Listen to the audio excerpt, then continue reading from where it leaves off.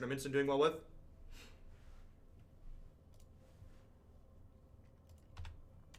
Alright, Bant Bow. We've been playing this one for a while. I've been enjoying this deck a lot. Yesterday we went up to 10 Mana Dorks, and that felt very successful. 4 Nullhide Ferox was also very, very happy with that. Zach Elsik actually really didn't create Lantern. If you go back and look around online, he worked with a lot of other people and took lists from other places. Yeah, I think the Green Red Sarkhan deck's great. Well, something that we're going to try today is, so we've been happy with the Shalai and the Lyra in our top end with actually a third Shalai and Lyra in the sideboard. In the main deck today, I'm trying 2 copies of Angel of Grace, where previously I've played 2 copies of Tolsimir. So this gives us more flashy threats to play alongside Arkbow and Frilled Mystic, which is nice. And this is a card that can let us steal races randomly, and it works really well with the lifelink from Lyra, so that's really sweet. So, haven't played with this card yet in this archetype, so let's dive on into some matches today and see how it feels here, hopefully.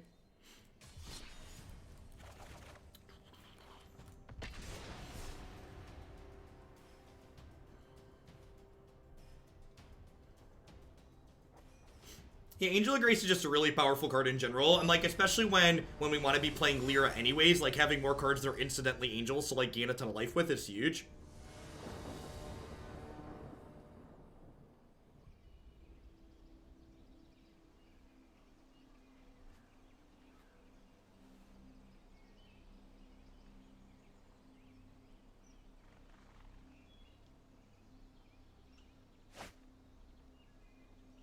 Whereas UB Undead found itself in the queue. It's towards the top, Sunshine, but I did not have time yesterday to put together build around submissions.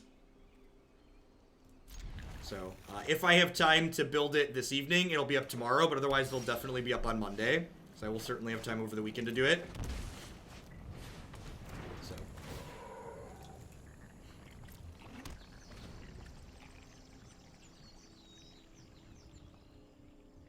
I do still really like Tolsimir Endocrisis, but like when you're testing a deck, you shouldn't just like cut yourself off of all other cards that you want to try, because while Tolsimir feels great, Angel of Grace might feel better, right? So I just want to try a variety of things that could be good. Someone asked about Oketra, so I'm not really a fan of Oketra in this archetype. And the reason for that is Oketra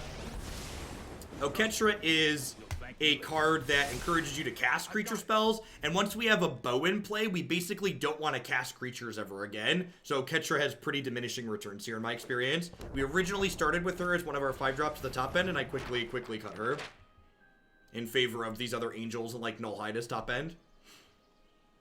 Teferi Time Raveler here, going to give us a live demonstration of why Treasure Map is not particularly good anymore.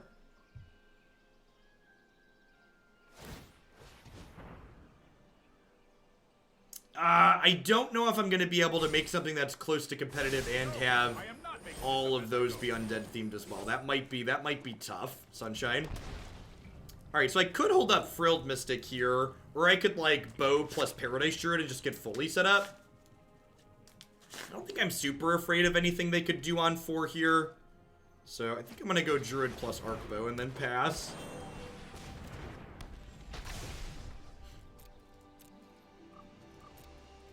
Yeah, I have one Tolsimir in the sideboard still, and I think Tolsimir is very good. I just want to try a variety of things. Make sure I test everything out between now and the MCQ. If this deck stays as my leading choice for the MCQ, I'm going to continue to play it every day between now and then.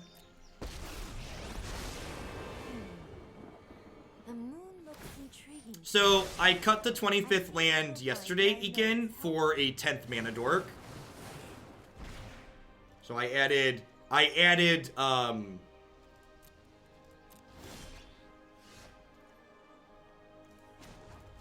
a pretty good one to sneak in. Don't worry, I got this.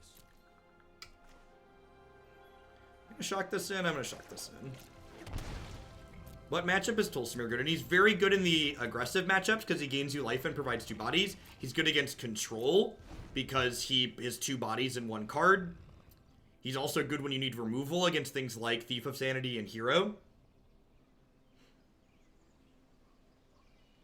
We played against it on stream. Ralph Levy, I think, was playing it, and we crushed him with white aggro. I saw Darby playing it for a little bit last night. It seemed good against mid-range decks.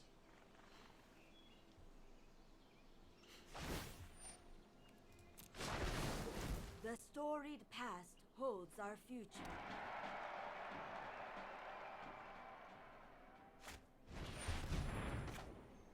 Nope. Hard pass. First strike does not impact fights.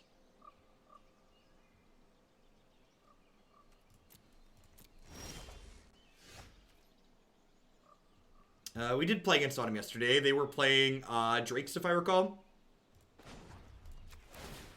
So this lets them play at instant and sorcery. It lets them play at instant speed again, but I think that's not really a big deal.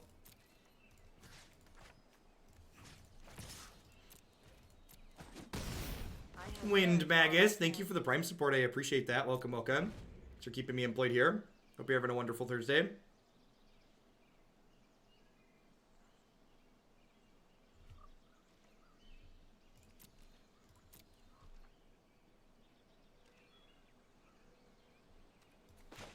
I mean, not really, Wolfie. Like, going from 4th to 97% is like losing, like, 10 matches or less. You move very quickly on the ladder. And an important thing that I would encourage people to keep in mind when you're thinking about the ladder and things like potentially measuring your play skill is that the ladder is very volatile and really doesn't measure play skill. It measures how good you are at hitting win-loss streaks. When there are as many people as there are currently playing, do they have a Settle the Wreckage? When there are as many people as there are currently playing Arena, it really isn't a measure of skill. It's a measure of like fortitude and how much you're willing to continue playing or not. Yikes! Wow, playing this card in a format where people are playing a bunch of Time Ravelers is just like really bold. Oh, I could try and get a Shalai, huh? Yeah, let's do that, because I have Shalai and Frilled Mystic, right? I forgot Shalai's another counter. Perfect. She gives me Hexproof, which means that can no longer target me. So if they get like a Cleansing Nova or a Time Wipe here, I'm pretty sad, but otherwise they're like dead next turn, so, you know, good luck.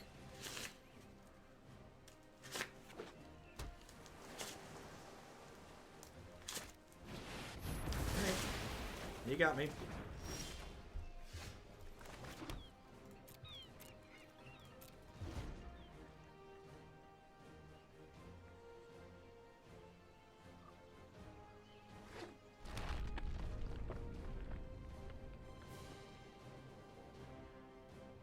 I think I'm actually bidding the Lyra here because I don't have double white.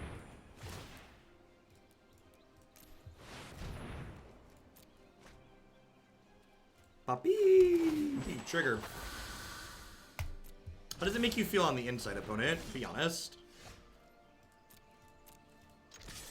Do I think this Deputy of Detention is worth putting into play here? I don't actually. I'm just gonna shock this in and just like hold this up for 7 so I can have like half the max.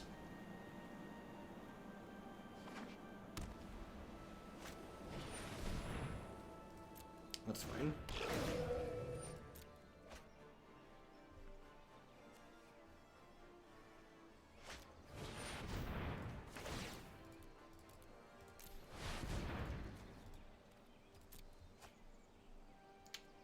Rats. This isn't a fight you can win.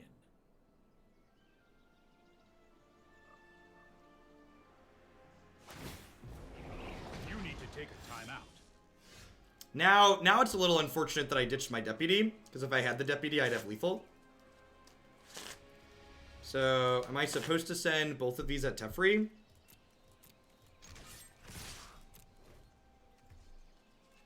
Yeah, I guess I should have thought about that. I should have thought about the fact that like I would have had lethal. I think we're dead to another sweeper now at this point. I guess that's not true. There's another bow coming back up. We can hold on to this elf. But yeah, I should have kept the Deputy and ditched the Ferox, so I could have killed them there. Which is again, like, when you talk about like win rates of decks and like how good the deck actually is, you have to like think about things like, oh, how did I actually play? Because like if you do things like that and like make boneheaded plays, it's like, well, the deck would have done better here, right? But I messed up, so like we're probably gonna lose because I messed up. Swing and a miss. Yeah, they have mobilized districts, so they're not currently done on board.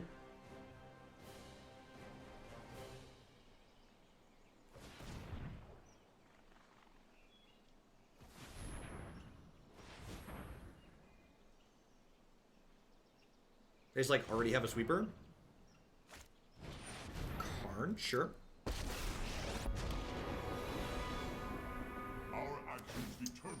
They only had... They were dead to Deputy, Greg. They only had one land up. They couldn't activate the Mobilize District. Yeah, so the first match we're trying Angel of Grace out, Chewy.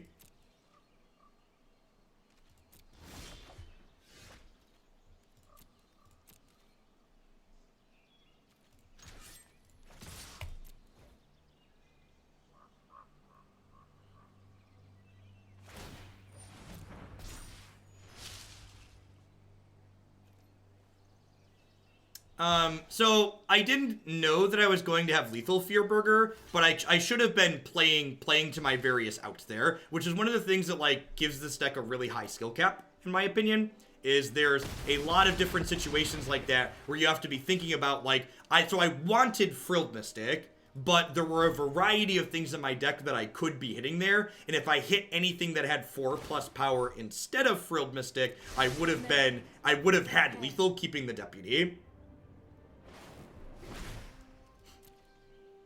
Is the way to think about a situation like that. A curious choice. Did I want to play Elfier? Yeah, I guess that's true. If I played Elf, no, I wouldn't have lethal. Well, I guess they wouldn't be able to blow this up, huh?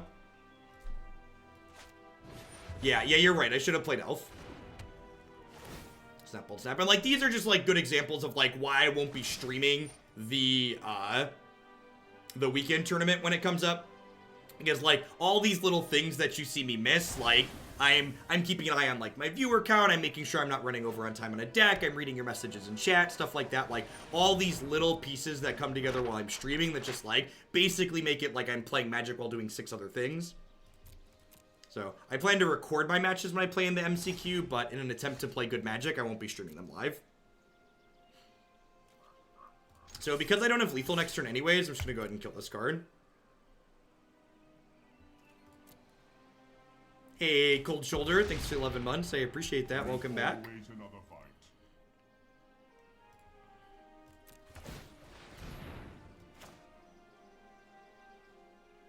fight. I could do it with the delay, but honestly, so when people talk about ghosting, it's not against the TOS to ghost, so people aren't cheating if they do that, and if I'm playing an event that I really care about my result in, I just shouldn't stream it. So rather than incentivize people to potentially ghost in an event where I care about my result, I would rather just, like, do the responsible thing and not stream it. No, probably not, Gengar. Narrating what I'm doing distracts from what I'm doing, so... I always love those comments from, like people who have never actually streamed before when you see things like, I watched them stream and they make all sorts of mistakes. They're not really good at Magic, blah, blah, blah, blah, blah. It's like, well, you should probably assume that, like, anyone who's, like, playing Magic while streaming is, like, playing Magic at a minimum, like, negative 20%. And, like, if they're newer to streaming, they're probably playing Magic at, like, closer to negative 30 to 40%. Like, I'm someone who streams full-time and does this all of the time, and I'm operating at least negative 10 to 15%. If not more. We almost certainly would have won this game if I'd have played slightly better.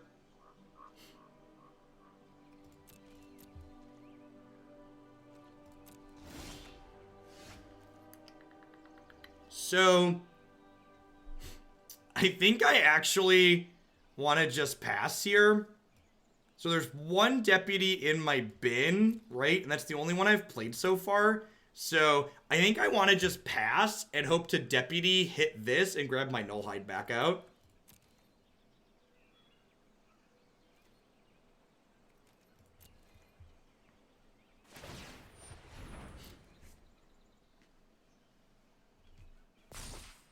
I mean, like, Magic has a lot of variants like we talk about, and, like, I certainly ran hot in a couple of the tournaments, but, like, if you look at the list of paper Magic tournaments that I'll have, like, gone and played at without, like, you know, with not being distracted while streaming, like, my results are very good for the last year even.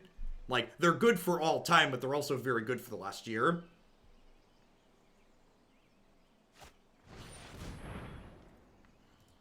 I am not going to sit this one out. Hey, Rigold. Welcome back. Thanks for keeping me around. Alright, so this gives them a chance to interact with my stuff, unfortunately, but I've got to go for it.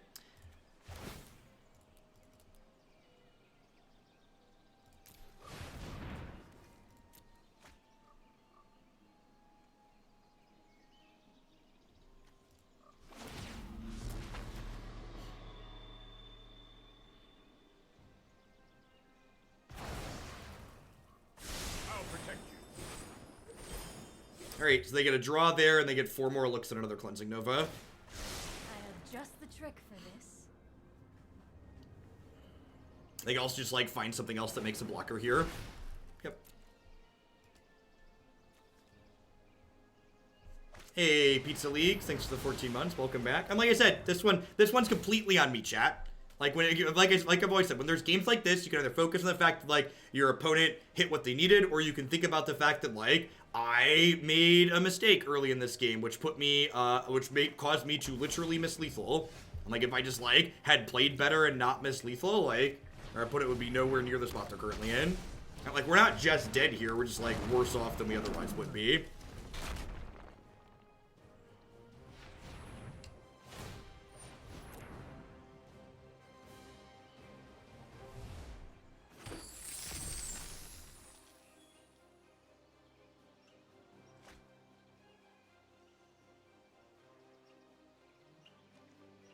No, chat, I'm not playing the elf because it's not lethal because there's a little tiny blast zone over here.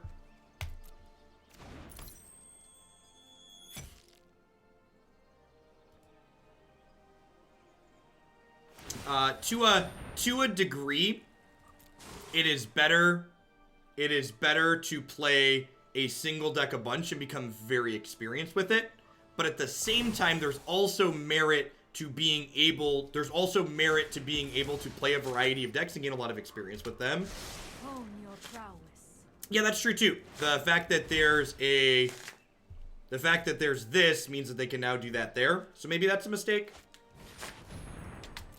I wrote an entire treatise on your impending failure.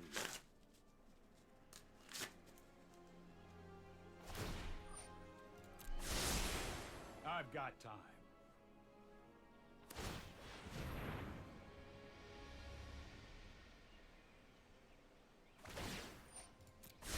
The fault is not in our stars, but in ourselves.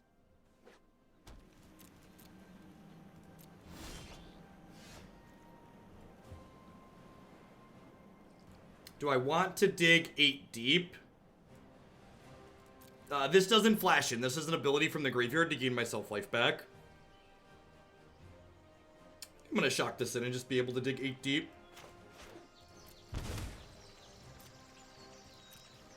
Yeah, they did proliferate the blast zone.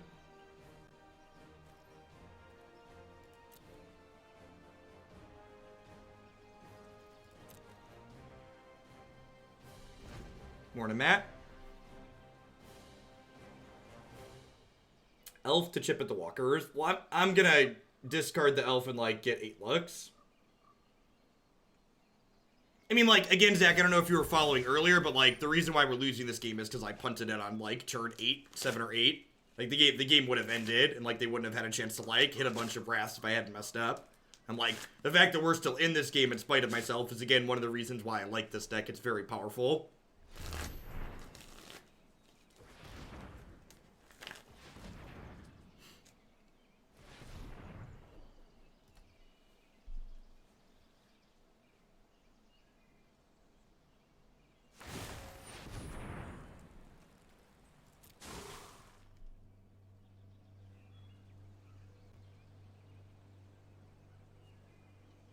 Why, Grimwall? Instead of just telling me my play was bad, help educate. Help me understand why you think your play is better.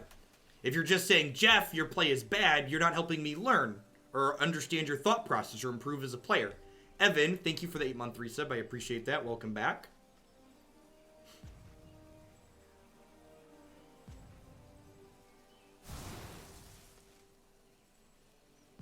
If this was a Moto match where we were playing with chess clocks, I'd be like, well, now we're playing to time them out because the opponent's playing very slowly.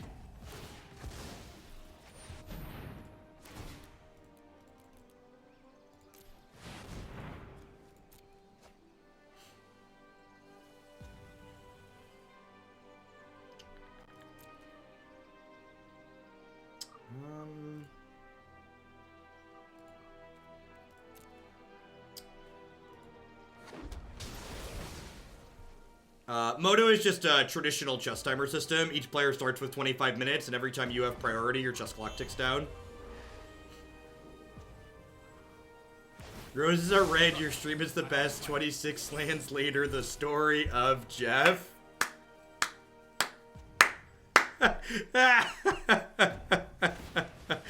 Oh, Gunthor. Good morning to you. Thanks for the 7 months. Welcome back.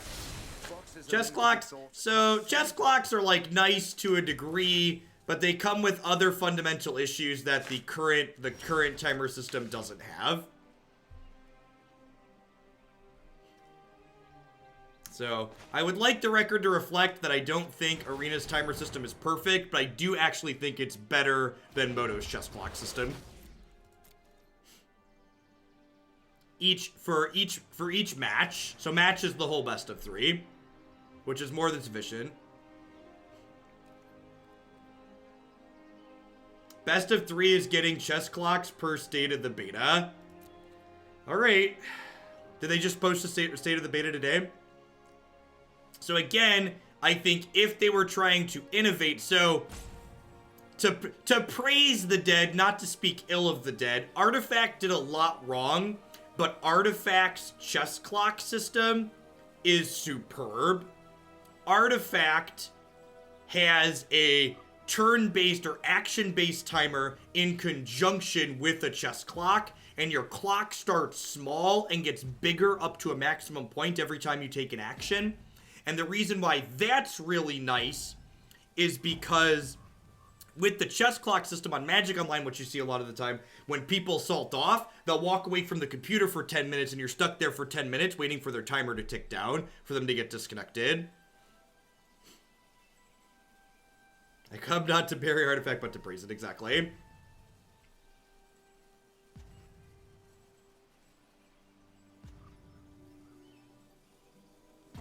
Yeah, so long as there's a rope so you can't spend 10 minutes per action, if they have a chess clock and also still have the rope, I'm okay with that. So there's a maximum time for matches, but still a maximum time per action. Basically, one of the things Arena does really well is it keeps the action clipping along at an okay pace so you don't rope.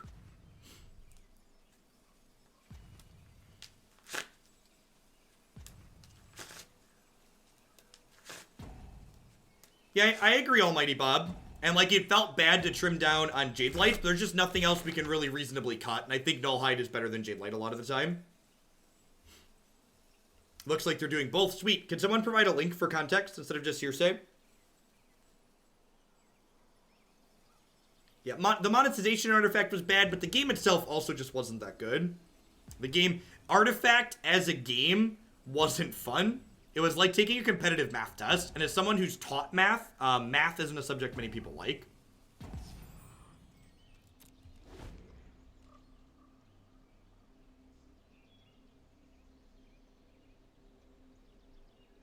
Contract, thanks for the 7 months. I appreciate that. Welcome back. And Banana Gun, thank you for the 2-month resub. Speaking of chess clocks and roping, my opponent just roped out there, and now we have to wait for them to rope again. I mean, my opponent might have just had to walk away from the computer. Never attribute to malice that which is adequately explained by other things. Like as someone who's had to, like, take breaks from games to, like, change diapers or clean up after a toddler or answer the door, like, sometimes life happens.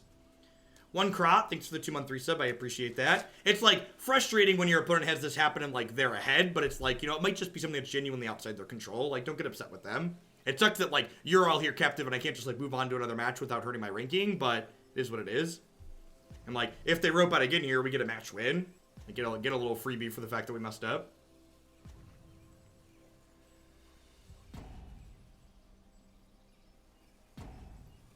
I believe they lose the match when this happens, right? If I recall correctly. Yeah, I mean, and sometimes you step away from the computer for a second thinking it's going to be a 2-minute thing, and it ends up being a 15 or 20-minute thing, and, like, you forget about your video game, right? And it, like, sucks for the person on the other end, but, like, you shouldn't assume, like, your opponent is, like, salty or trying to, like, pull something over on you because, like, they walk away from their computer. Like, sometimes stuff just happens. Sometimes Comcast happens, and it's outside of your control. God bless fiber internet, by the way. This stream is in no way sponsored or endorsed by Comcast, and Comcast bugger off. It never will be.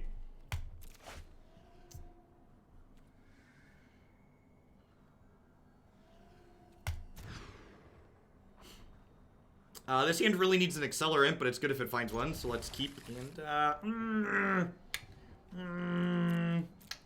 I'm gonna bottom that, hoping to draw an accelerant onto. Might be greedy.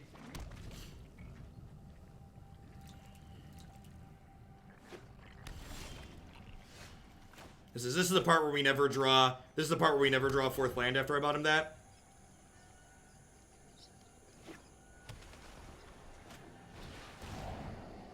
Who do you think they're gonna take? Who do you think they're gonna take?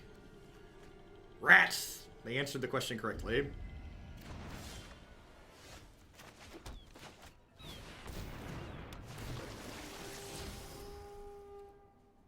Oh.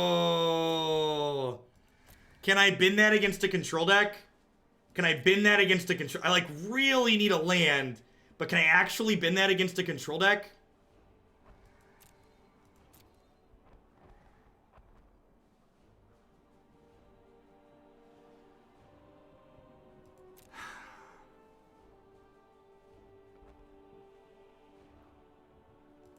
Mortify doesn't kill this. It's an artifact.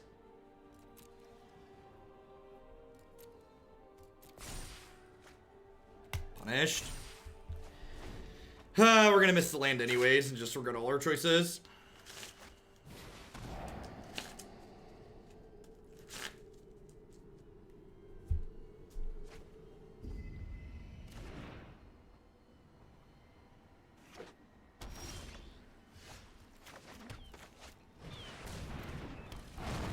Alright, we're doing it. We're doing it.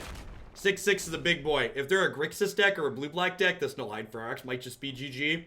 These decks have a pretty hard time with this one.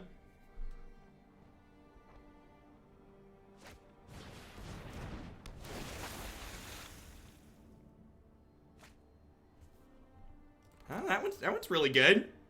It's pretty good too. Look at this. Look at this 1/3 over here.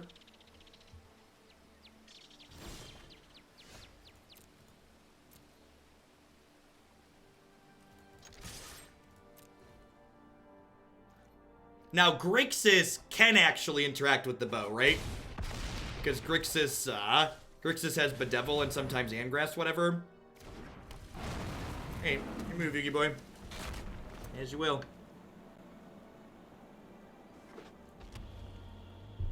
Survey says.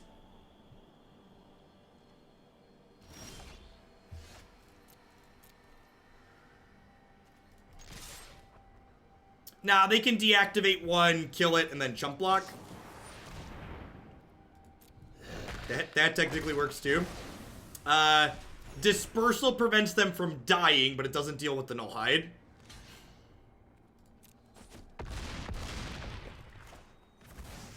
I'm gonna play this because it plays around Angrass it plays around double Angrass Rampage.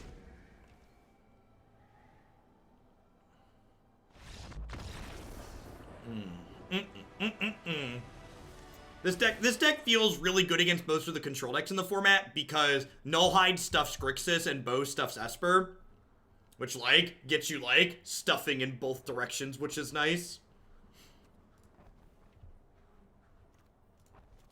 But everybody loves to stuff in every direction. Stuff them all. Stuff them all. Alright, Deputy's pretty bad in this matchup. Probably don't mind streaming one elf. Thank you for the 13 months. Welcome back. Thanks for keeping me around.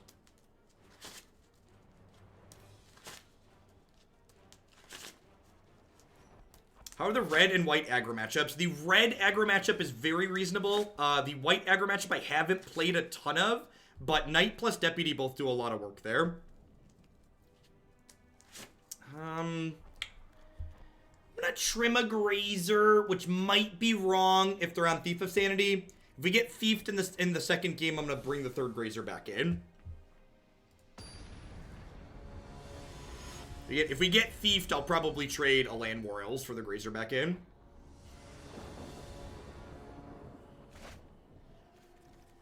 It's fine. It kind of sucks against turn 2 Thought Erasure, but a lot of your hands suck against turn 2 Thought Erasures. Just like draw spells off the top. Ooh, that's a good one.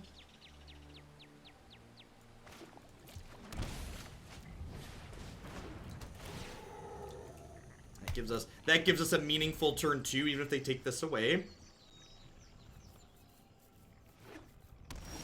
Sweet. Yeah, I'm actually, I'm gonna do this.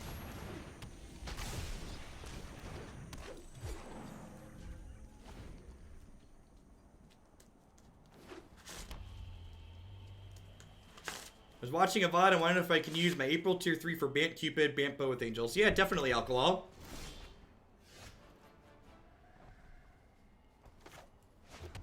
I think we're just on activate bow territory, right? Just like bow for 5 on turn 3, why not?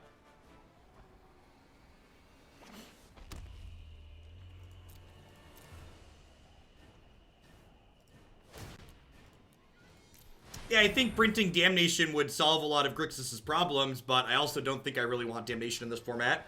I actually think one of the things I really like about this format is the fact that, like, there isn't just indisputable best removal spells to be playing. This kills a lot faster, right? Do that. Shalai does not protect the bow, so... Well, I don't even really want to start pumping, right? Like, I'd rather just, like, keep activating my arc bow. No, you don't, Alcohol. I'll take care of it. You all good. Alright.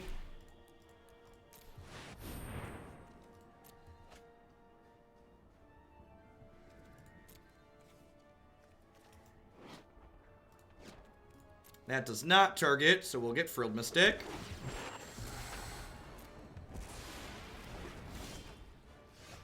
Do y'all want to see my favorite play in Magic? Do you want to see my favorite play in Magic right now? Oh, I'm short a land. Rats! I thought I was going to get to pick this back up and hold on to it, but I actually can't. Need another land to do that. Alright, just pass. Johnny Redeemed, thanks for the 1.5 years. Welcome, welcome, welcome back.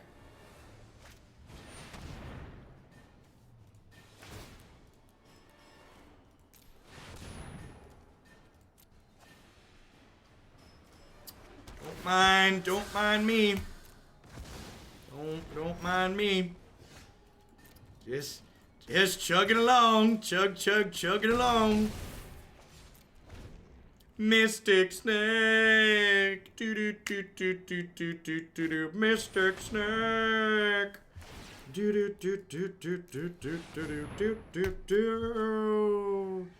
Yikes!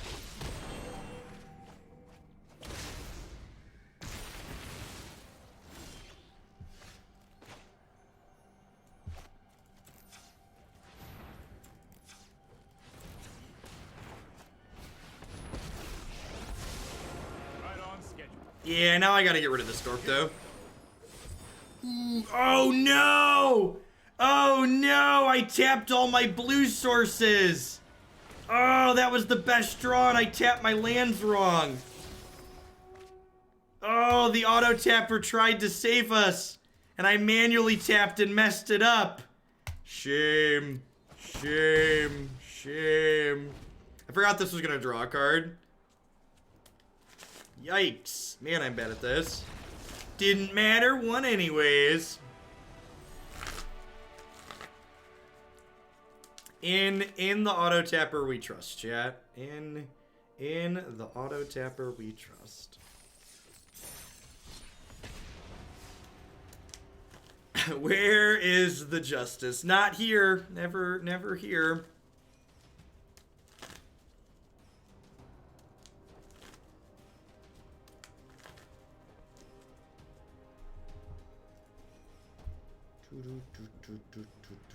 404 Justice not found.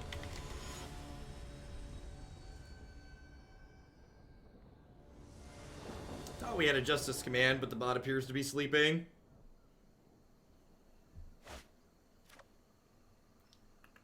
Alright, I believe there is a breeding pool on top of my deck.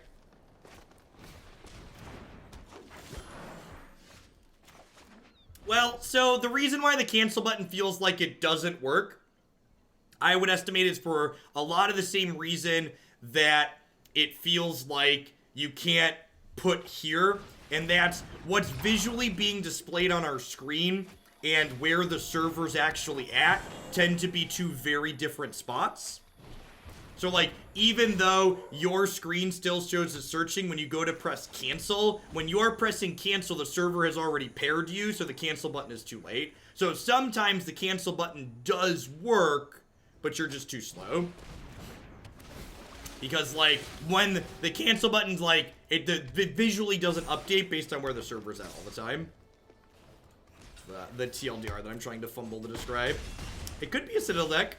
Could be a Citadel deck. So do I do this and take their elves? I think I'd rather just pick Jade Light Ranger here.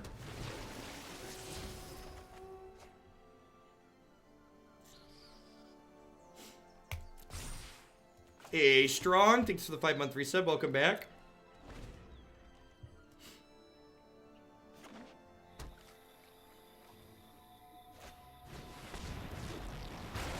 I don't understand your question, Haste. Instead of, like, speaking in nondescripts, can you be specific to help me understand?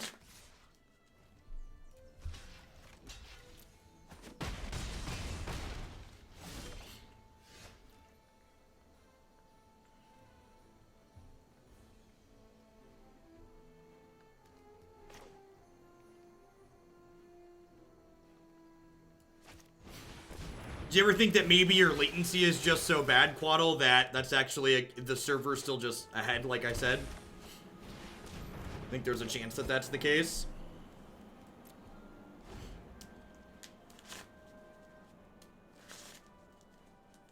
Yeah, not deputying worked out there since they had this Vraska, that's for sure.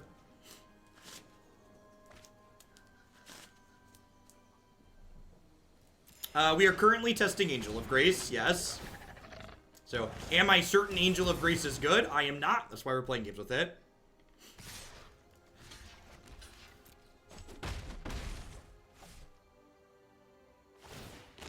Sacrifices must be made from time to time. Alright, so I want fodder to discard to Arcbow at some point, but I also think I just kind of want blockers, right? So I think I'm just going to play this dork out. And then this is only going to go to 5 this turn. So I can end step the Angel of Grace and then untap and kill this. I'm not going to play the Angel of Grace inside of combat to ambush anything, I don't think, unless they tap out pre-combat. Because I don't want them to, like, second main phase Ravenous Chupacabra, kill my Angel, and then I don't have a clean way to deal with the Vraska. So taking the Vraska off the table here is a pretty high priority for me at the moment, because the Vraska is currently making my Vivian's Arcbow awkward because she threatens to kill it. These mid-range decks, I think, tend to be some of the harder matchups for this archetype. Although, it looks like my opponent's just playing green-black, unless they're unlucky and haven't found a blue source yet. Command the Dreadhorde. Alright, well that's a tap-out pre-combat like I asked for, so I guess.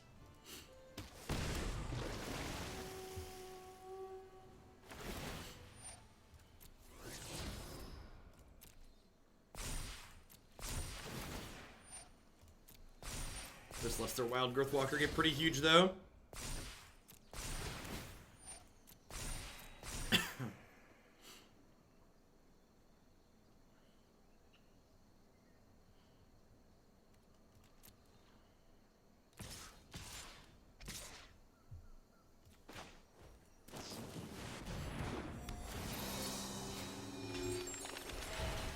So even though I can't die this turn, I really don't want to go to 1. So I'm going to jump here, bump here, and then do this, I think.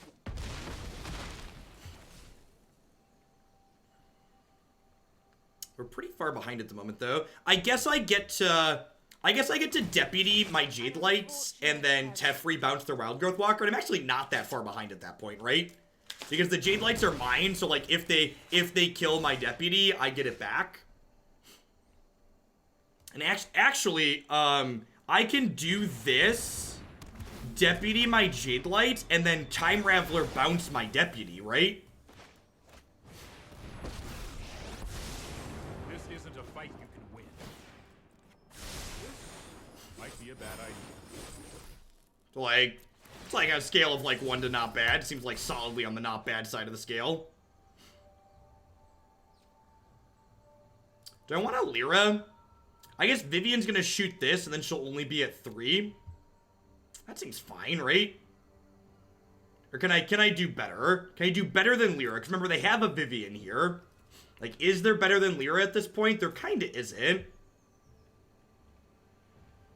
I could draw some lands, though. Like, drawing lands isn't a terrible thing. Yeah, I think I'm gonna bin that, because I could draw some lands. Yeah! Alright, huge tracts of lands.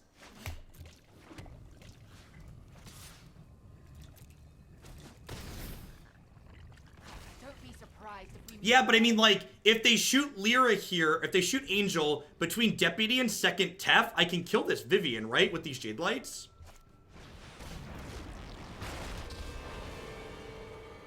go ahead. Beg for mercy. She's dead, Today's Jim. a lucky day. Tempo on Time Raveler is real powerful. Yeah, it's been a good game of Magic. And that's one of the reasons why I'm thinking about playing this deck in the WMCQ, is because, like, this deck just generates so many, like, I take a step back and I'm like, man, that was just, like, a good game of Magic. And, like, it feels powerful, too, but it also just, like, really plays these games I just really enjoy playing.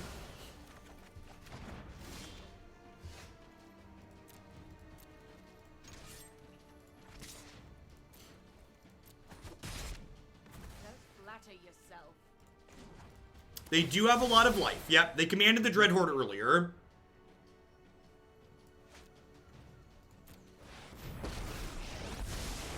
I know my So responsibility. let's reset this, Dorcas. Oh, I've done the hero thing before. That's a Shalai. So, do I just Shalai plus a Depth Plant here? I think so. If they want a Vivian shoot this, my deputies let Paradise Druid kill Viv.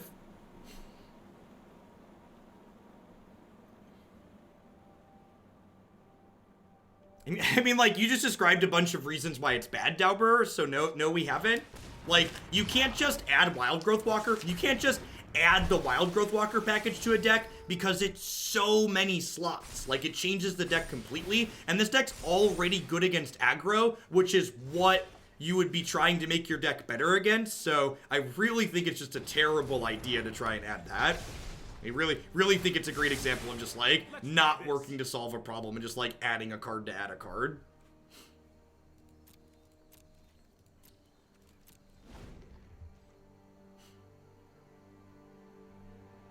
So because they have a way to kill this, I think I want to keep this, so I'm going to discard the land here, and these deputies are, like, also reasonable, so I want to hold on to them for a moment, too. Yeah, Jade Light Ranger is just a good card on its own. Yeah, there's four Night Race in my sideboard. Like I said, the deck the Wild Growth Walker package is good against, I think are already good matchups for this deck, which is the reason to not play it. Alright, so do I dig 6 or do I dig 7 here? I think I just dig 7. I want to give myself the best chance to hit that frilled boy. Heyo. Heyo. Trigger. Puppies. This trades here. This bumps here. They think they're done. I agree. I think we're pretty far ahead here. That game really showcased the power of Teferi Time Raveler in my mind. Just the amount of tempo that he was able to generate in that game was just, like, off the charts. I know that Arboreal Grazer is, like, an okay blocker that game, but I really don't think it's very good in matchups like this. So I'm gonna go ahead and trim it. I think Baffling End's probably okay. Like, they have 2-mana creatures that we want to get rid of, and, like, if they kill this, they just get a random 3/3 back, which we can deal with inside of combat. Also, like, bounce with Teferi Time Raveler.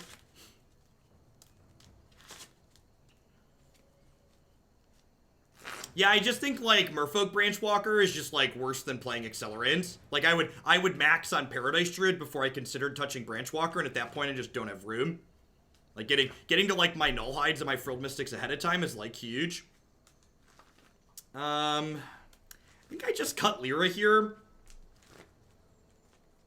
Red Man, thanks for the brand new Prime support. I appreciate that. Like, the Angel in general are, like, kind of awkward against the Planeswalkers that kill them, Vivians. But, like, this at least flashes in and surprise kills things.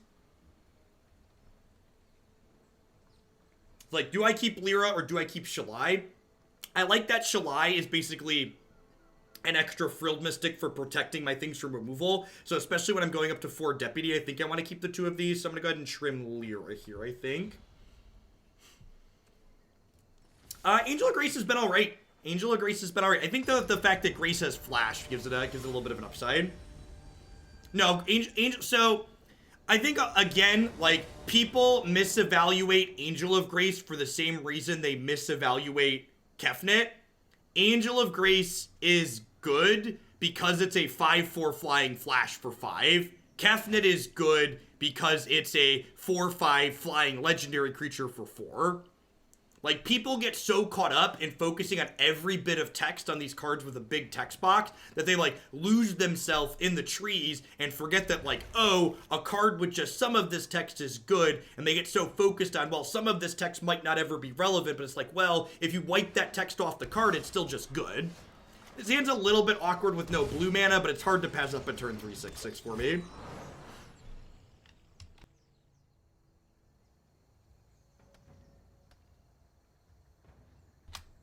So, Code Junk, what you're doing there is you're evaluating my Magic cards in the best possible case scenario. So you're saying Lyra is better than the Flash Angel when I have Arcbow out. And you're right, I agree with you. When I have Arcbow out, Lyra is better than the Flash Angel. But guess what? I don't always have Arcbow out, and you want to play to your cards in their average case situation, not in their best case situation.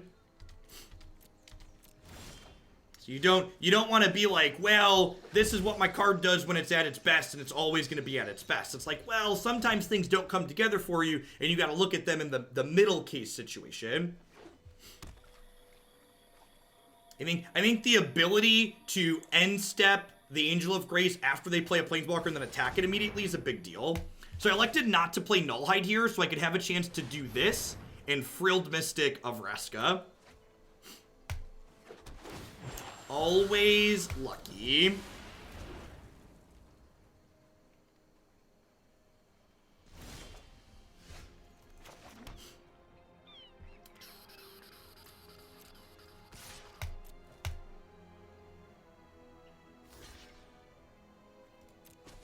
Yeah, it really does, Waterfalls. Frilled Mystic is my spirit animal, and what you just said is super true. This deck basically just feels like it has 14 Frilled Mystics in it. You're just like, I don't have a Frilled Mystic in my hand or I can't cast it. Spin the wheel. Okie doke. Survey says, yikes. That at least lets me cast Frilled Mystic next turn. We will not fail. Rise, my elemental friend. That's a little bit scary. Especially if they have another card to deploy to the board here, we could be in a little bit of trouble.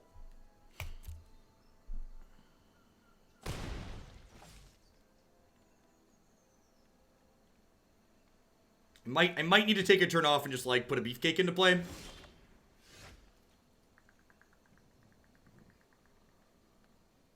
Well, like, so Deputy, like, answers Nissa. So one of the things I think you need to adjust your mindset of, you'll notice I board out Deputy in the really removal-heavy matchups. Most decks in this format have a lot of removal in them, honestly.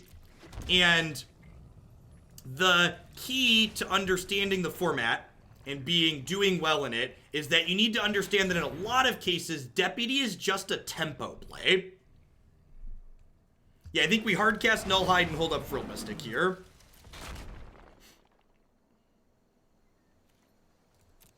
Now, their lands are all doubled. So they currently have 6 7, 8, 9, 10, possibly 12 mana next turn. So, like, there's a good chance we're going to be too far behind because of this resolved. Why? Instead of me telling you you're wrong and that's bad, David, sell me on it. Explain why you think Blast Zone could be better than Mobilized District. What problems are you solving with Blast Zone, and what potential new problems are you creating? Yeah, chat, I love how everybody's telling me only forests are doubled. They have 2, 4, 6, 7, 8, and if they float with this and then untap it, they have 9, 10 in play. So this lets you double up a forest. So this is 2, 4, 6, 7, 8, 9, 10 if they float mana, which they're not floating mana here, so they didn't get to 10. But the float is what people are missing.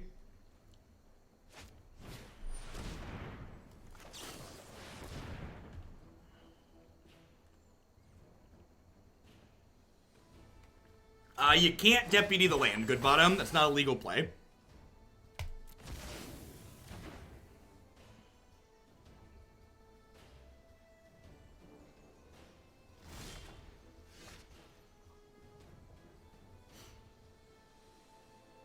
What happens if I attack everything at Nissa?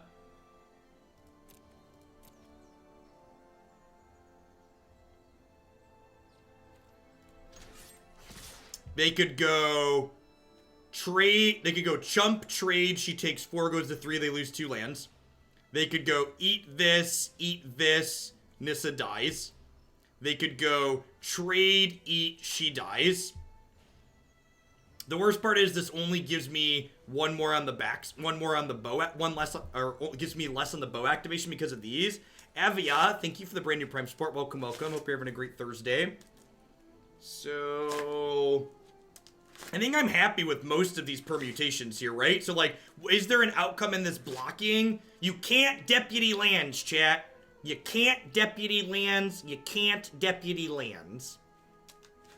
Is there a reason to attack with the elves? What if I just attack with these? If I just attack with these, what if I attack like this? So if I attack like this, and they go block, block, I'm okay with that. She takes 2.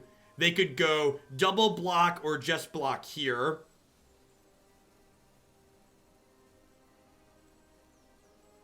Nissa doesn't guarantee die if they go chump trade, though. Oh, you're saying if they double, she dies. All right, yeah, let's just do everything. Because this way, if they want to take the Ferox off the table...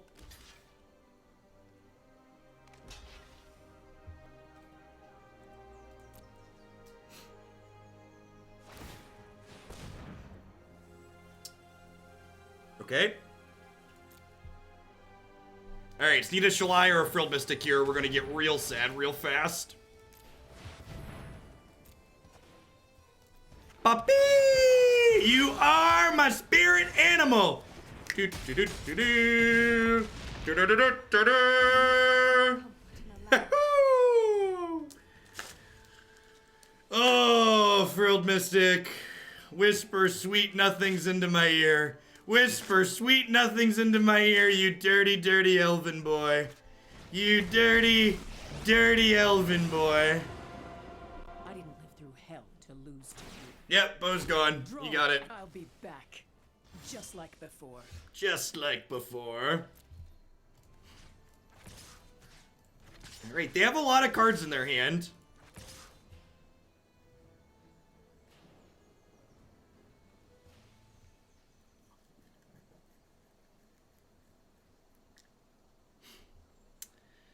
I think we might actually be a little bit behind here. I don't know. Our chunk... This guy's just so big. This is the attack, right? And then do I play this elf or do I hold it in case we hit another bow? We're already through 2 bows. I think I just jam this. Seen worse.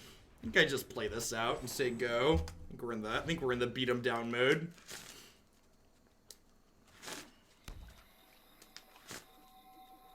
Just get him.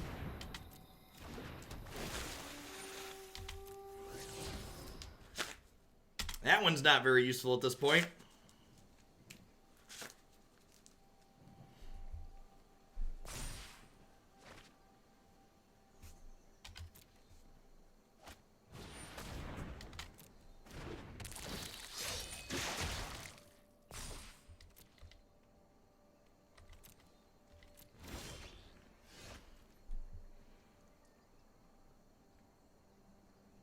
They like have to double block the Nullhide, right? I think they're pretty obligated to double block the Nullhide. If they want to like eat these, if they want to eat these elves, they take at least 9. And they're obligated to at a minimum. They're obligated at a minimum to block this because this is 8.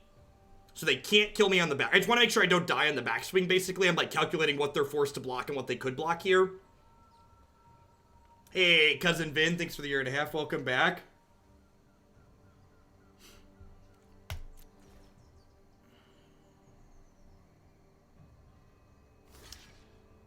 Listen, look at how many large event top 8s Emma Handy has, and you can tell me about her card evaluation skills, okay? We'll take some shots fired back there. Orinel, sorry about that. Welcome back. Thanks for keeping me around.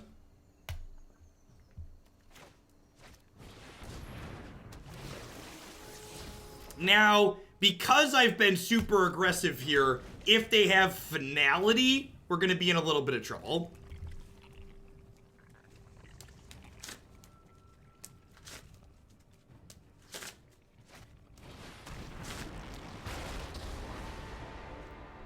It's time to step out of the shadows. No, I won't forgive this.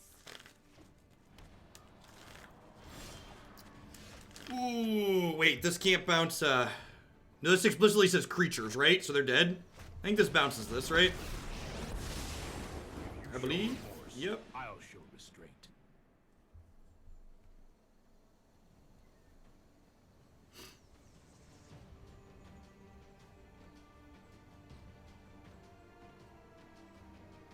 I've got it. This card is just very, very good.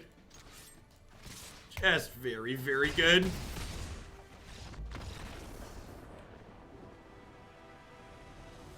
Well, Teferi doesn't say non-land because they didn't want him to bounce Planeswalkers.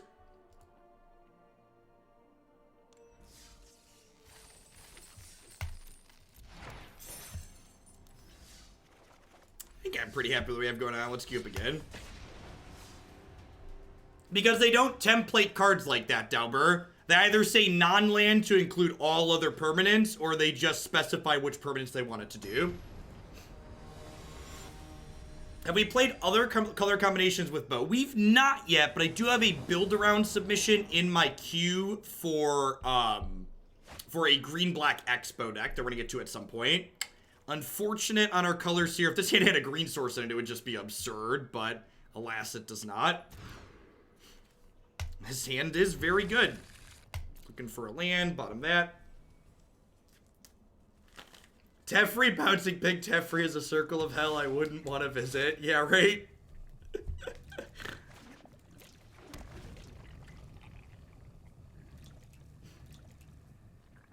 Yeah, I like little Teferi's design a lot.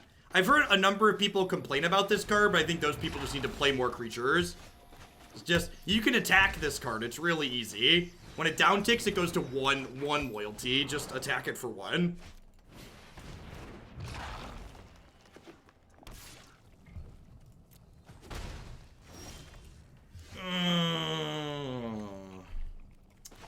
Feels bad, man. Was hoping for a land or a deputy there. Now, unfortunately, he is just going to go away here, but I need to play him out in order to hit the land drop there.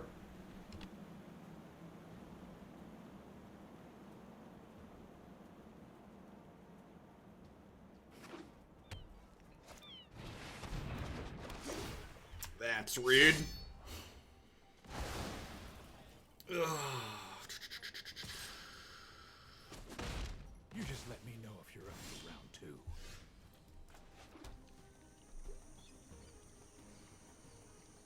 2. There's a good chance their next turn is just Wild Growth Walker plus Paradise Druid, right? So I think I'm going to jam Nullhide here and then hold up Frilled Mystic the following turn. It is a little bit awkward that Nullhide makes my bow more expensive in the long term, but I'll probably kill him at some point before we get that down. Time to deploy the unit, right? Don't Jade Light me. Ugh. Well, at least these will still be smaller than Ferox. They left the Wild Growth Walker on top, which implies they have another Explore creature.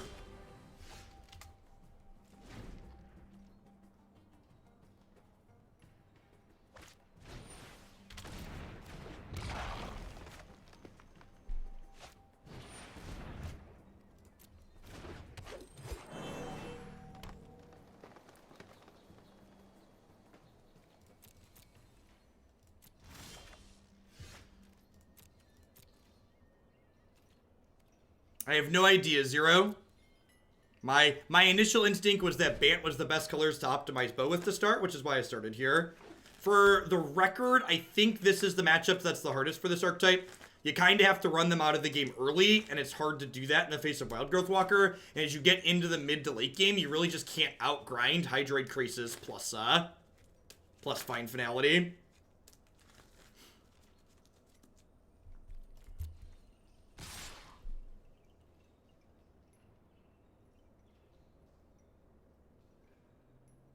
Am I losing to them just attacking every turn? I think I am. That's a little awkward. I'm going to take 8, 9, 10, 11 here. Yeah, we're just going to die. That's fine. I think we're in a pretty bad spot this game regardless of what we do. Missed a little bit too many land drops. If we would have hit the land on 3 without having to play the Teferi, I think we would have been okay here. But the fact that we missed and then they had the hostage taker makes it pretty rough. Nah, I don't think I'm naked mysticking. I want to counter a spell if they have it.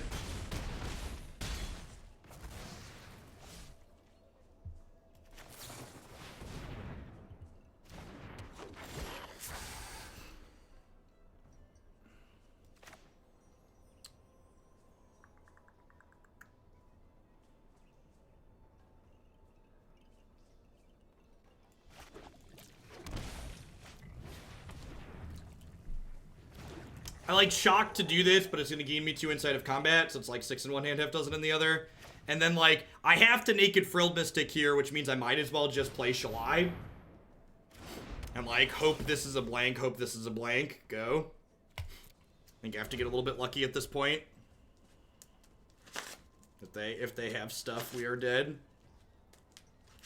Because if I don't jam this here, and, like, they're just not going to play anything before combat because we'll just be dead on board. But good chance we're dead here. Yeah, we might have been in that if we didn't stumble, but we did, so just a little bit too rough. Deputy and Teferi are very good here as tempo plays. Baffling End is very reasonable because it exiles their stuff. Arboreal Grazer doesn't really block much meaningfully, so I like to trim him. Lyra is not great in the face of Vivian, so I think I cut that. Rest of this seems fine. I like Shalai as a way to counter removal spells and protect my deputies. Nullhide's just my favorite beefcake. Angel of Grace can end step stuff. I wonder if Lyra is better than Angel of Grace because of the lifelink. The lifelink can be pretty instrumental in swinging races.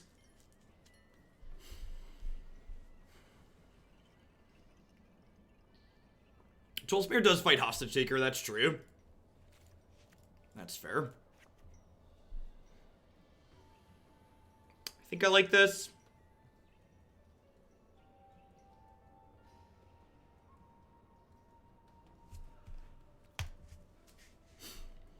Yeah, all right, let's try a Lyra. I don't know. I'm not super sold on either of these cards in this matchup. Again, the angels in general just like aren't great in the face of Vivian.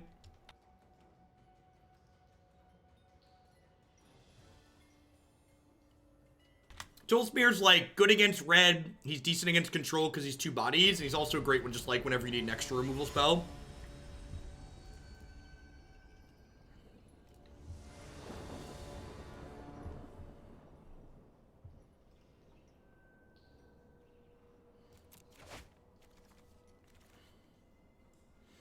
This hand would be like a ramp spell away from being absurd, but like I don't have a second green guaranteed and I don't have any of my dorks, so I think I'm gonna mulligan this. Hand's like not great, but it's a keep at 6, I think. Perfect. One of the things that's awkward about this matchup too that makes it challenging is the fact that Arc Bow is an artifact, which means it gets taken by Hostage Taker, which feels bad.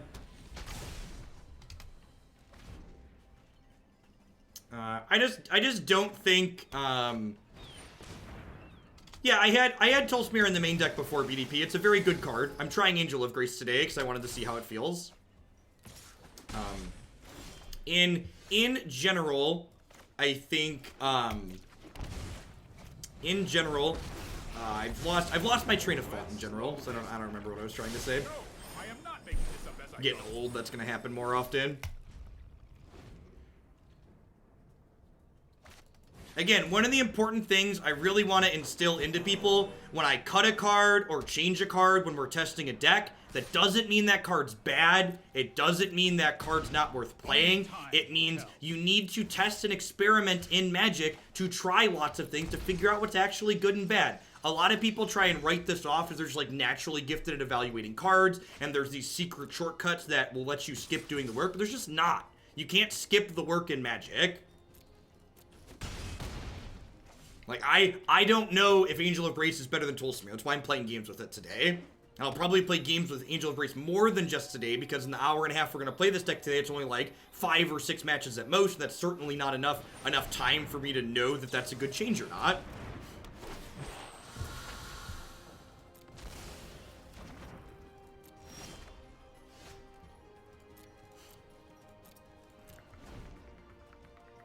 One of the really nice things about Arkbow here is it makes your Frilled Mystics being held up a lot less awkward, because, like, it could just be, oh, they're going to Arkbow for 4, when in reality it's like, oh, we're going to Frilled Mystic, and if they do think it's Frilled Mystic so they don't cast a spell, we then activate Arkbow instead.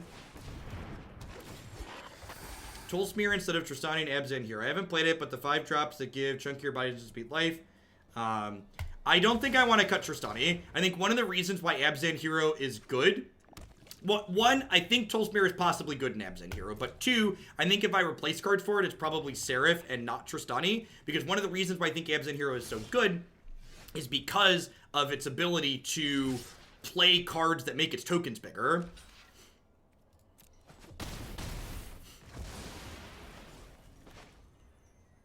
If I do this and they play a 6-mana Liliana, I'm, like, incredibly sad. But I really don't like Arkbowing for 4. Especially when I have a good 4-drop in my hand. I think I should take the consistent play. In fact, when we get to Abzan Hero today, I think I'm going to try a couple of Toll Smear in it, but I'm definitely not cutting the Tristani for it. I think Tristani is very good in that deck. Why not Elf Teferi? Why Elf Teferi? Why do I want to go Elf and Teferi instead of adding pressure to the table?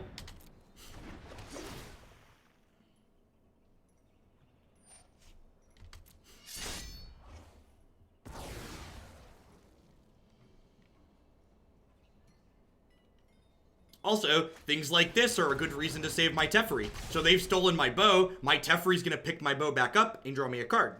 So Teferi effectively... Oh no! Null Hide! Oh no, Null Hide! Oh no! I know how my cards work. I know how my cards work.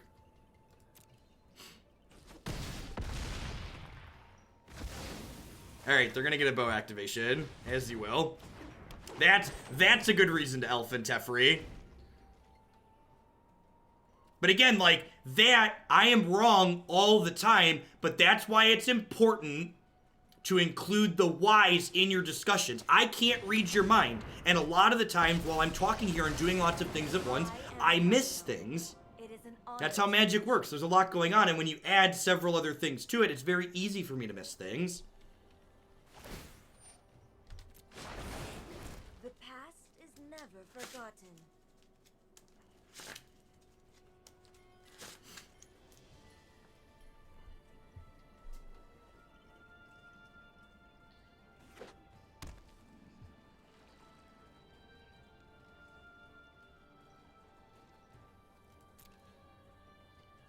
I mean, Tamiyo's just a good card. I feel like Tamiyo's gotten a bad rap so far this season just because she's been in the Nexus decks, but like she's just a genuinely good Magic card.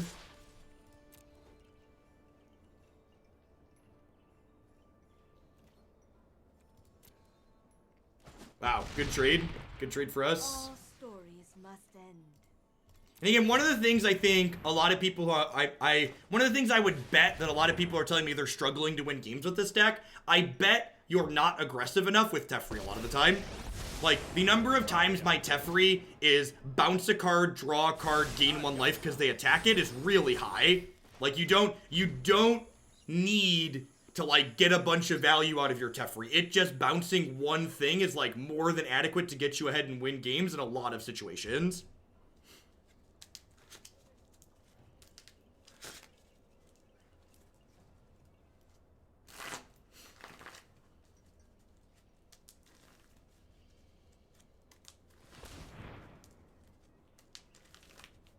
I would encourage you to read Baffling End if you think I can do that with Hostage Taker. Would be my comment.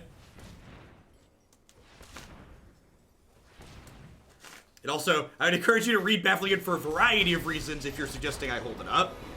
Power surges through these lands.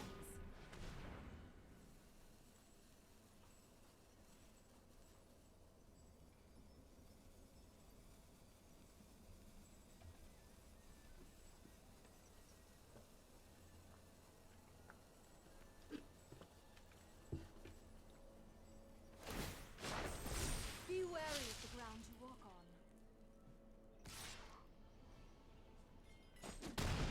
We will meet again. Sure, Mega Vega, but I want the bow back so I can use it. I agree with you, they're probably not super interested in activating bow themselves.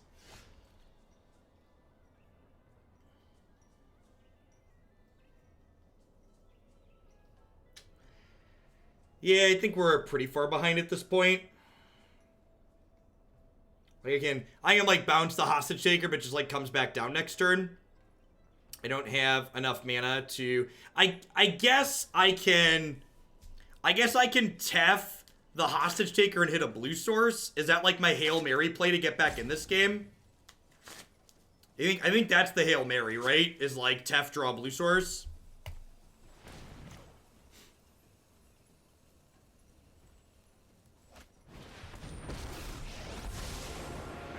Longer. Stand by and watch. That's more like it. About to lose a match eventually. Like I said, that matchup's hard, and I don't know how... Sultai, like, hasn't put up a ton of results, so the format's still developing, so, like, every deck has to have a bad matchup, right? And I think this deck is good against aggro and control and combo, so if we're a little bit soft to mid-range, it's okay. I'm like, you're not just dead to Sultai, you have some play to it, but definitely an uphill climb.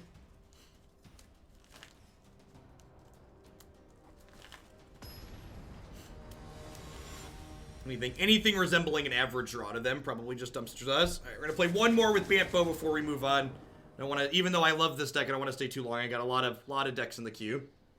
Yeah, this deck is very good at spending its mana every turn.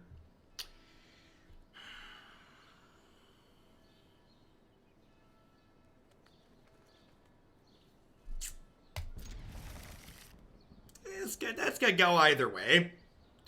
Turn three Ferox in all my colors is hard to pass up though. So, like, hopefully we'll just draw a bow and then, like, be able to discard extra lands to turn into things.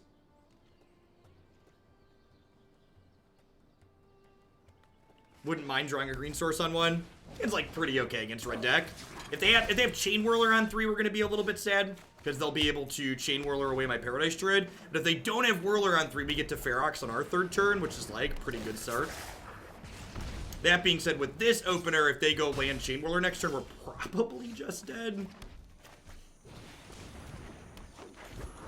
Why does it want Tristani, Duck? What problem are you envisioning that you're solving by adding that card to my deck?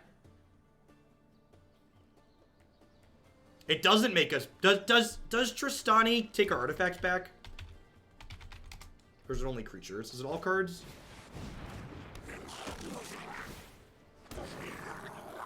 Yeah, Druid as a 1-2 would be busted. It's only creatures, right? Yeah, the thing Hostage Taker most often takes from us is our bow, so I don't think Tristani actually helps. No, Chain Whirler's an okay start. This Angel of Grace might drag us kicking and screaming into this game. However, like, we are taking what? 6, 7 this turn? 8? So it looks like we're dead. I believe we have died, which is, you know, we had a slowish start in the draw. We had a slow start in the draw, and they had a great start in the play. They didn't have a Chain Whirler, but they had a different Goblin that spelled death for us. Yeah, they had main deck War Boss. So these are just lethal here.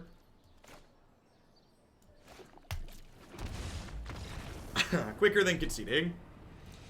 Hey, the Karn Father. Thank you for the 9-month resub. I appreciate that. Welcome back. Thanks for keeping me employed here. Hope you're having a fantastic end of your week. Little Tef usually comes out here too. Knight of Autumn's very reasonable. I think I like trimming Frilled Mystic, maybe. Yeah, some number of Elves or Paradise Druid could maybe come out. I don't know. Having your Accelerants is, like, pretty important. We went 3-1. We had a really good match against Blue-White Control. We almost decked them in the first game. It was sweet. I think I just need to cut some of my top end here. Especially, like, boarding in extra Angels and Tollsmere. So I think I just trim some Frilled Mystics.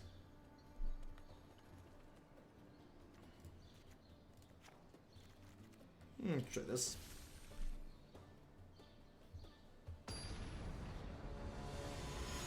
Playing turn 1 Land War Elves wasn't a legal play. That guy plays base. I didn't have an untapped green source on one. If I had an untapped green source on one, I definitely would have played it.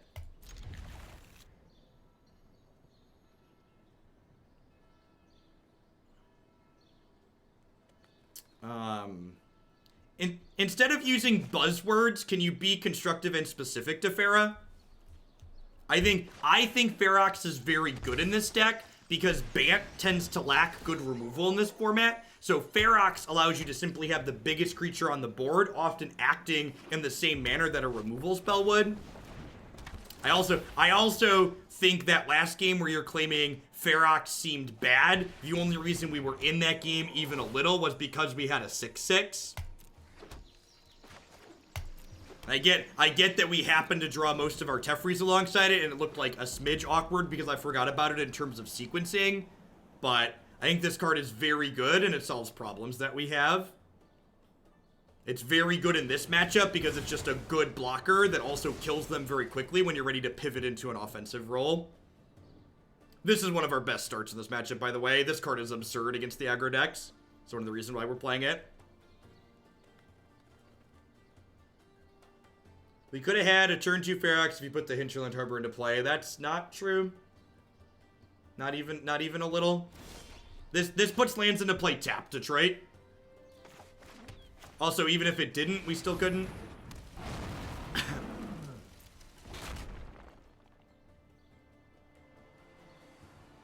So I know it offers to let me pay life on a shock land, but if you pay 2, it still enters tapped.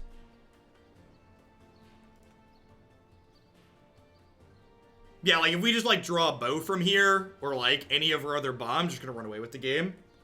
I really like the Mana Dorks. So, one of the things that bow does really nicely is it gives you something to do with your extra mana creatures when you no longer need them to ramp. So, it means they're not... it means mana creatures are the best things you can be doing in the early play, and the fact that we have bow means we're not punished for having them in the late game, which is just, like, super ideal.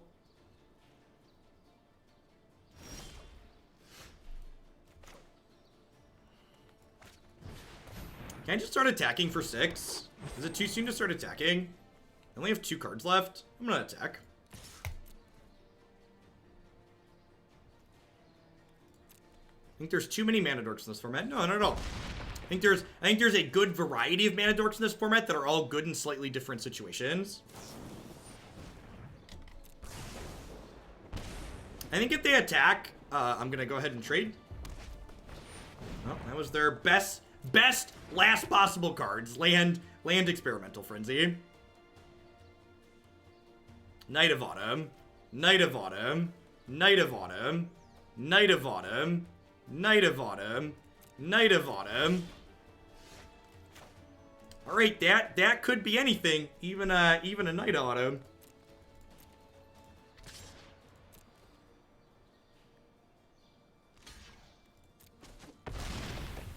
Maybe.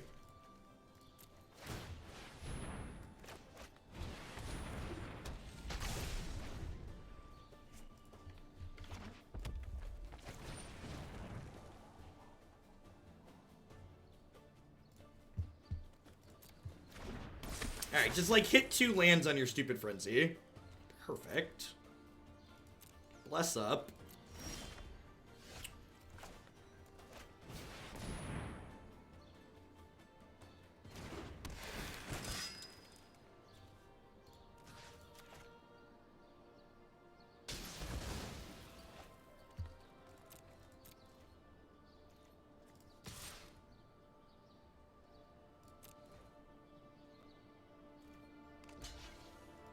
Yeah, I mean, that's just how the beats go, right?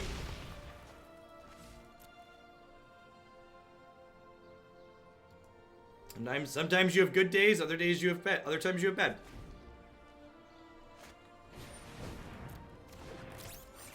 Magic's a tough game with a lot of variance in it. Do not tie your emotional self-worth to your Magic the Gathering results. It is a great way to become incredibly sad very quickly. It might have been that I should have been attacking with this a lot sooner. I don't know, it doesn't look like it's gonna matter here. Remember, this is the easy game. This is the game where we were on the play, and we had a very good start. So next game's gonna be the tough one where we're on the draw.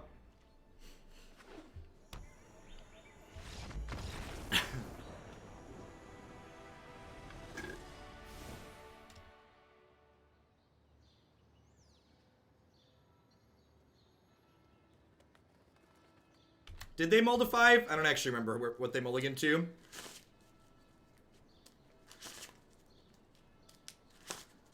That was a good example of why Ferox is good though, right? It's just a big boy.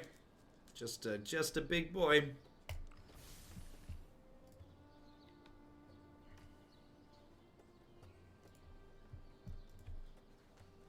Wadadada. My birthday gift to myself is giving you Bezo Bucks. Happy birthday, Wadadada, and thank you for the quarter of a year. Welcome back. I appreciate the support.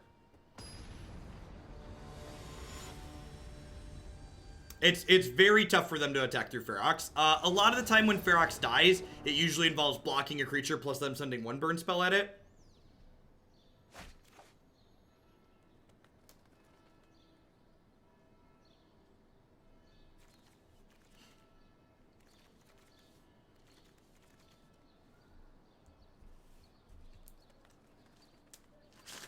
No, I think the bow is very reasonable in matchups like this. I know it looked like we didn't need it that last game because we ended up drawing the knight off the top, but like, if we hadn't drawn the knight off the top, I would have gotten 5 or 6 more looks at it, right? I don't think this is a keep. I don't think this is a keep. It's like kind of slow, doesn't have a lot of action in it. It has like colors, which is nice, but like no Baffling End, no 1-mana dork.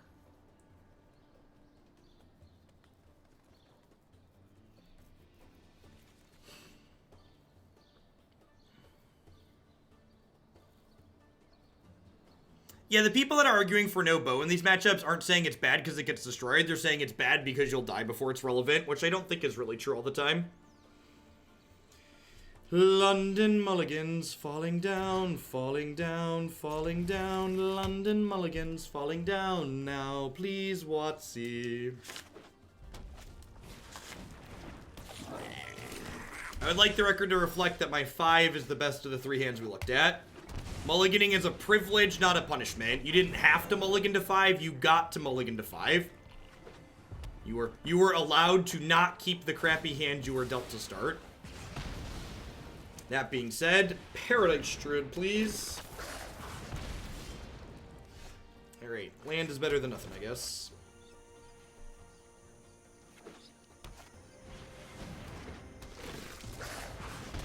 Castable spell.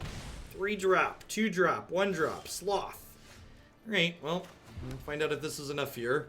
If they have Lava Coil, it's probably not going to be enough. It might just be dead this turn, right? They're hitting us for 4.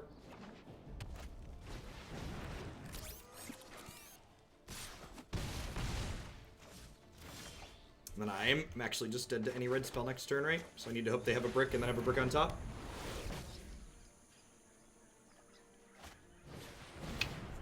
Good games, opponent.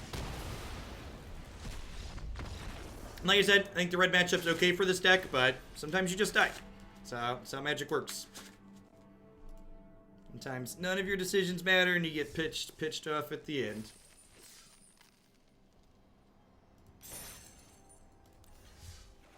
Yeah, I'd even be surprised with the London Mulligan if it's that playable, Marty. It's probably worse than Griselbrand still.